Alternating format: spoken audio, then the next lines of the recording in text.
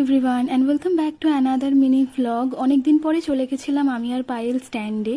আর এই যে ওকে 1 ঘন্টা ওয়েট করানোর পরেও আমাকে দেখে নাচছিল। তারপরে দুজন মিলে ভাবলাম যে একটু লেবু চা খেয়ে আসি, কিন্তু তার আগে আমার ওকে কিছু বলার ছিল। তোকে আমি বলতে চাই যে তোকে যখন আমি বললাম না যে আমি বেরোচ্ছি, তখন আমি শুয়ে শুয়ে ভাবছিলাম যে বেরোবো কি বেরোবো না। খতম। এই জিনিসটা ও একদিন আমার সাথে করেছিল, তাই আমি আজকে ওর থেকে বদলা নিয়ে নিলাম গাইস। যাই হোক, তারপর দুজনে ঝগড়াঝাটি মিটিয়ে হাত ধরে গল্প করতে করতে চলে গেলাম আমাদের ফেভারিট জায়গা থেকে লেবু চা খেতে। ঠিকই আছে, আমার লাইফে তো জুটছে না, তুই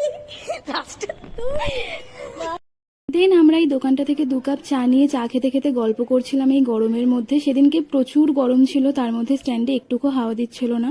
তাও আমরা বেশ অনেকক্ষণই স্ট্যান্ডে বসেছিলাম, অনেক কিছু করেছি। সেটা দেখতে হলে চ্যানেলটাকে সাবস্ক্রাইব করে দিও। বাকিটা আসছে নেক্সট পার্টে।